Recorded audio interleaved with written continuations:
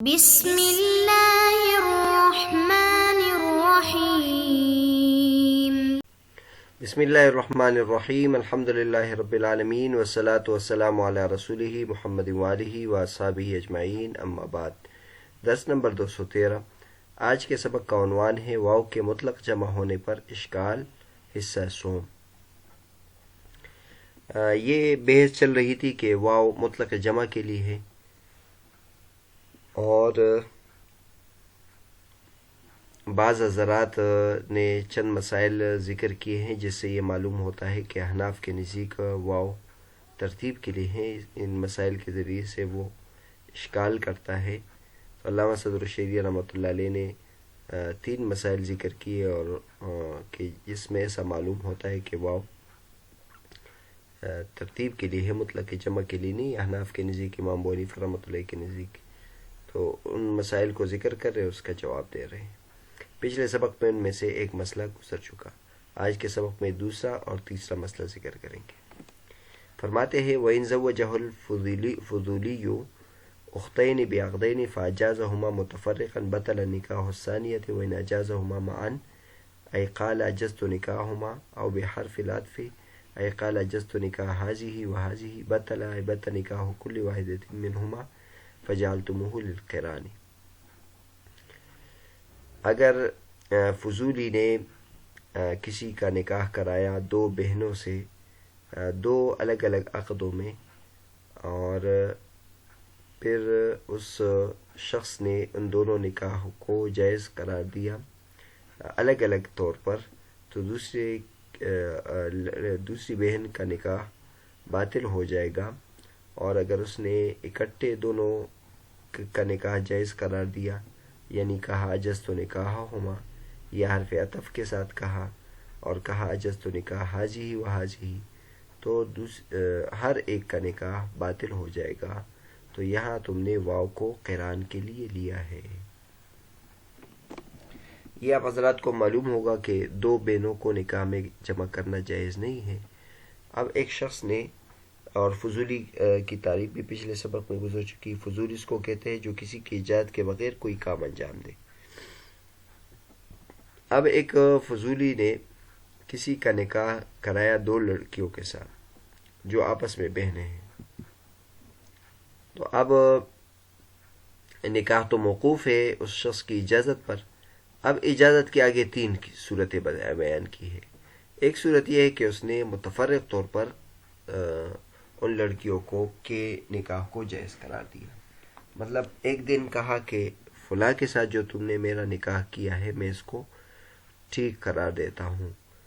تو اس سے اس لڑکی کا نکاح اس کے ساتھ ہو جائے گا۔ اور پھر جو دوسری لڑکی کا چند دن کے بعد وہ نکاح کو اس نے جائز قرار دیا، تو اس کا نکاح باطل ہو جائے گا، کیونکہ 2 بہنوں کو نکاح میں جمع کرنا درست نہیں ہے۔ لہذا پہلی لڑکی کو چونکہ اس نے الگ قبول کیا ہے،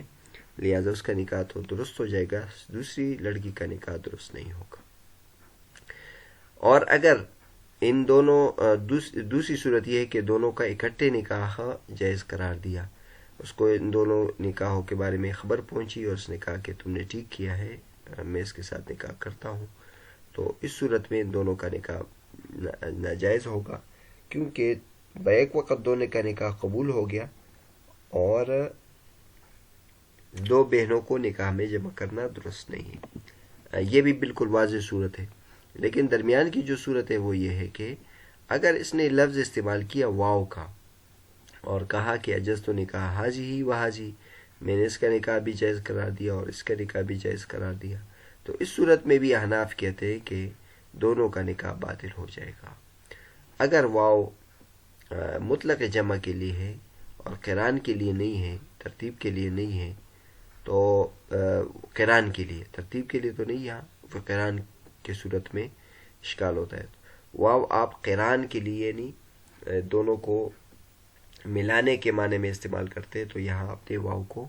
ملانے کے معنی میں استعمال کیا۔ اگر آپ یہ ملانے کے معنی میں استعمال نہ کرتے تو جب اس نے کہا اجزت نکاح ہذہ، تو اس کا نکاح منعقد ہونا چاہیے، وہذہ، اور جب وہذہ کہا تو اس کا چونکہ محل نہیں تھا تو اس کو ختم ہونا چاہیے، لیکن آپ کہتے کہ دونوں کا نکاح باطل ہو جائے گا، تو اس کا مطلب یہ ہے کہ آپ نے اس کو قران کے لیے قرار دیا ہے۔ یہاں تو علامہ صدر رشیدی رحمۃ اللہ نے اس کا جواب نہیں دیا، لیکن بعد میں جب تینوں اعتراضات مکمل ہو جائیں گے اس کے جوابات دیں گے، تو وہاں جواب یہ دیا ہے کہ یہاں ہم نے اس کو قران کے لیے قرار نہیں دیا، لیکن چونکہ یہ جملہ اکٹھے پورا ہوگا، تو جب جملے کے آخر میں کہ کوئی ایسی چیز ہو جو صدر کلام کے لیے مغیر ہو، تو اس کی وجہ سے پھر صدر کلام پر فرق پڑے گا۔ تو اجزت نکاح حاجی ہی و حاجی، اب جملہ پورا ہوا، تو اس وجہ سے ہم نے اس دونوں نکاح کو باطل قرار نہیں دیا کہ یہاں واو آیا ہے، بلکہ اس وجہ سے کہ یہ کلام کا جز ہے اور کلام اس پر موقوف تھا،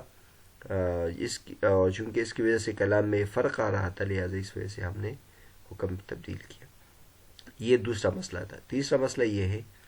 فَإِنْ قَالَ آتَقَ أَبِي فِي مَرْضِ مَوْتِهِ هَذَا وَهَذَا وَهَذَا وَلَا وَارِثَ لَهُ وَلَا مَالَ سِوَى ذَلِكَ فَإِنْ أَقَرَّ مُتَّصِلًا عُتِقَ مِنْ كُلٍّ ثُلُثُهُ یا عَتَقَ مِنْ كُلٍّ ثُلُثُهُ وَإِنْ سَكَتَ فِيمَا بَيْنَ ذَلِكَ عَتَقَ الْأَوَّلُ وَنُصِفَ الثَّانِي عَتَقَ الْأَوَّلُ وَنِصْفُ الثَّانِي وَثُلُثُ الثَّالِثِ لأنه لما قال آتق بي هذا وسكت يعتق كله لأنه يخرج من الثلث لأن المفروض أن قيمة العبيد على السواء، فإذا قال بعد السكوت وهذا وسكت فقد عطفه على الأول وموجبه أن يعتق نصف الثاني مع نصف الأول، لكن لما عتق كل الأول لا يمكن الرجوع عنه، ثم لما قال وهذا فموجبه عتق ثلث الثالث مع عتق ثلث كل من الأوليين فيعتق ثلث الثالث ولا يمكن الرجوع عن الأولين، فجعلتموه أي جعلتم حرف العطف فيما إذا قر متصلا للقران بمنزلة قولهم أعتقهم أبي معا، لأنه لو لم يكن للقران بل يثبت للترتيب كان كمسألة السكوت۔ فإن قال اگر کسی نے کہا کہ میرے والد نے اپنے مرض موت میں اس غلام کو اور اس غلام کو اور اس غلام کو آزاد کیا ہے، اور ان کا کوئی وارث نہیں تھا اور ان کا اس غلاموں کے علاوہ کوئی مال بھی نہیں تھا، اگر اس نے متصلاً اقرار کیا تو ہر ایک سے ثلث غلام آزاد ہو جائے گا، اور اگر اس نے بیچ میں سکوت کیا ہے تو پہلا آزاد ہو جائے گا، دوسرے کا نصف آزاد ہو جائے گا اور تیسرے کا ثلث آزاد ہو جائے گا، کیونکہ جب اس نے کہا کہ میرے والد نے آزاد کیا اس کو اور وہ خاموش ہوا تو وہ تمام آزاد ہوا، کیونکہ وہ ثلث سے نکلے گا، کیونکہ یہاں پہلے سے ہم نے یہ طے کیا ہے کہ تمام غلاموں کی قیمت برابر ہے۔ پھر جب اس نے سکوت کے بعد وہذا کہا اور پھر خاموش ہوا تو اس نے اس کو پہلے پر معطوف کیا، اور اس کا موجب یہ تھا کہ اس دوسرے کا نصف آزاد ہونا چاہیے تھا اور پہلے کے نصف کے ساتھ، لیکن جب پہلا تمام کے تمام آزاد ہوا تو اس سے رجوع ممکن نہیں تھا۔ پھر جب اس نے وہذا کہا تو اس کا موجب یہ تھا کہ ثلث ثالث بھی آزاد ہو جائے گا، یعنی تیسرے کا ثلث بھی آزاد ہوگا، اور ہر دونوں کے ثلث کے آزادی کے ساتھ، تو لہٰذا ثالث کا ثلث تو آزاد ہو جائے گا، لیکن پہلے دونوں سے رجوع ممکن نہیں ہے۔ تو یہاں بھی آپ نے حرف عطف کو قران کے لیے بنایا ہے، اس طرح بنایا جیسے آتقہم ابی معن، کہ میرے والد نے ان کو اکٹھے آزاد کیا ہے، کیونکہ اگر یہ قران کے لیے نہیں ہوتا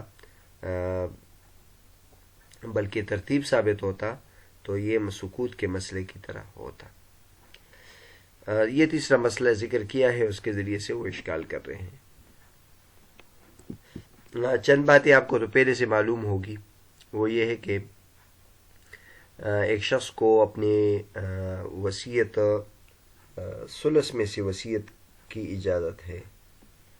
ثلث سے زیادہ یعنی اس کا جو سرمایہ ہے اس میں سے ایک تہائی کی اگر وہ وصیت کرتا ہے تو اس کی وصیت نافذ ہوگی۔ اب ایک شخص ہے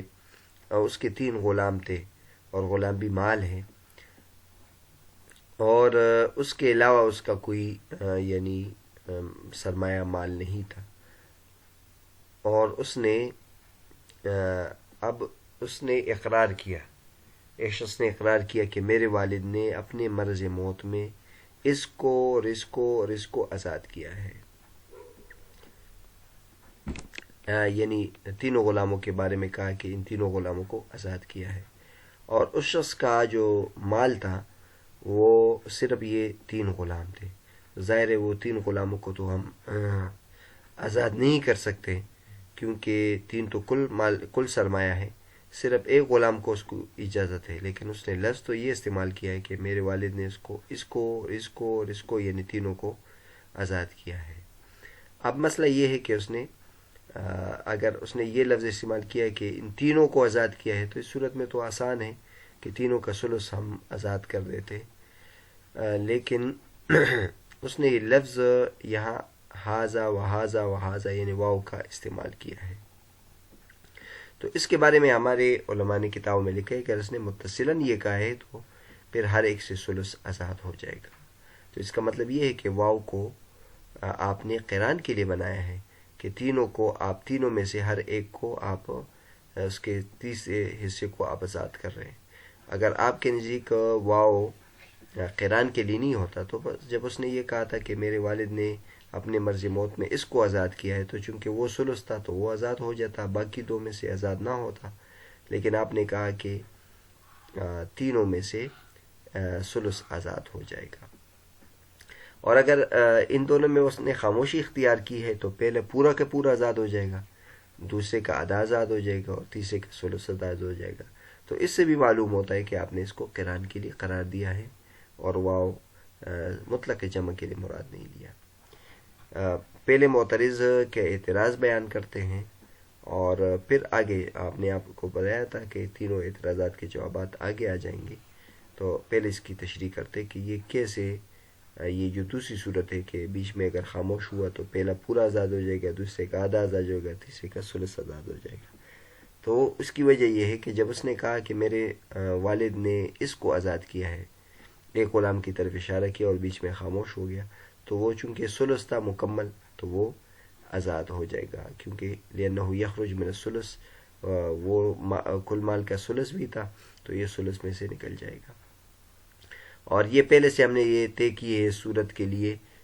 کہ تمام غلاموں کی قیمت برابر ہے۔ پھر جب اس نے سکوت کے بعد وہذا کہا اور وہ خاموش ہو گیا، تو اس نے اس کو پہلے پر معطوف کیا، تو اس کا موجب یہ تھا کہ دوسرے کا نصف آزاد ہو جاتا، یعنی 2 غلاموں کو اگر آزاد کرنا ہے تو 2 غلاموں کا نصف، ہر ایک کا نصف بنتا ہے، کل 2 غلاموں کا جو ثلث بنتا ہے، یعنی کل مال کا 2 غلاموں میں ثلث جو بنتا ہے وہ ہر ایک کا نصف بنتا ہے، پہلے کا بھی نصف اور اس کا بھی نصف، تو اس کا نصف تو آزاد ہو جائے گا، دوسرے غلام کا نصف آزاد ہو جائے گا۔ لیکن پہلے کو ہم نے کیوں مکمل آزاد کیا ہے؟ پہلے کو مکمل اس لیے آزاد کیا ہے کہ جب اس نے کبھی ہاذا کہا تھا تو وہ تمام کے تمام ثلث سے آزاد ہو گیا، اس سے رجوع ممکن نہیں ہے، لہٰذا اس سے تو رجوع نہیں کر سکتے، لیکن دوسرے کا نصف تو آزاد کر سکتے ہیں۔ پھر جب تیسرے مرتبہ اس نے سکوت کے بعد وہذا کہا، یعنی تیسرے غلام کا بھی ذکر کیا، تو تیسرے میں سے ثلث بنتا ہے اصولی طور پر، یعنی اگر تینوں غلام ہیں اور کل مالیت اور تینوں کو آزاد کرے تو 3 کا جو ثلث ہے وہ ہر ایک کا ثلث بنتا ہے، تو اس کا ثلث آزاد ہو جائے گا، اور پہلے دونوں میں بھی ہر ایک کا ثلث آزاد ہو جائے گا، لیکن اس ثالث کا تو ثلث آزاد ہو جائے گا، لیکن پہلے 2 سے تو رجوع نہیں کر سکتا ہے، لہٰذا پہلے غلام کا تو کل آزاد ہو جائے گا، اور دوسرے کے جو ہے وہ نصف آزاد ہو جائے گا، اور اس کا تو معترض یہ اعتراض کرتا ہے کہ آپ نے ان تمام صورتوں میں حرف عطف کو قران کے لیے قرار دیا ہے، ایک دوسرے کے ساتھ جوڑا ہے، اور مطلق جمع کے لیے آپ نے قرار نہیں دیا ہے۔ اس طرح یہ آپ نے اس طرح اس پہ عمل کیا جیسے کہ اگر وہ یہ لفظ استعمال کرتا آتقہم ابی معن کہ میرے والد نے اس کو اکٹھے آزاد کیا ہے، تو کیونکہ اگر آپ قران کے لیے نہیں ہوتا تو یہاں ترتیب ثابت ہو جاتی جیسے سکوت کے مسئلہ ہے۔ مصنف اس کا جواب تو آگے جا کر دیں گے، تو اس کا بھی جواب یہ ہے کہ جب اس نے کہا تھا اعتق بی فی مرض موتی ہی ہاذا و ہاذا و ہاذا، تو اس میں بھی جو واو کی وجہ سے ہم نے یہ حکم نہیں لگایا، بلکہ یہ کلام میں مغیر آیا ہے، اور اس مغیر کی وجہ سے صدر کلام میں فرق پڑتا ہے، لہذا اس کی وجہ سے ہم نے یہ حکم دیا ہے۔ انشاءاللہ اس کی تفصیل اگلے سبق میں ہم بیان کریں گے، مصنف نے جو جوابات دیے ہیں۔ تو خلاصہ یہ ہوا کہ ہم نے کہا تھا کہ واو مطلق جمع کے لیے ہے۔ اس پر اشکالات ہو رہے تھے کہ بعض مسائل میں امام ابو حنیفہ رحمۃ اللہ علیہ سے جو منقول ہے اس سے ایسا معلوم ہوتا ہے کہ واو ترتیب کے لیے ہے یا واو قران کے لیے ہے۔ تو اس سلسلے میں 3 اشکالات مصنف نے ذکر کیے اور اس کا ہم نے مختصر جواب دیا۔ اگلے سبق میں انشاءاللہ اس کے تفصیلی جواب ذکر کریں گے۔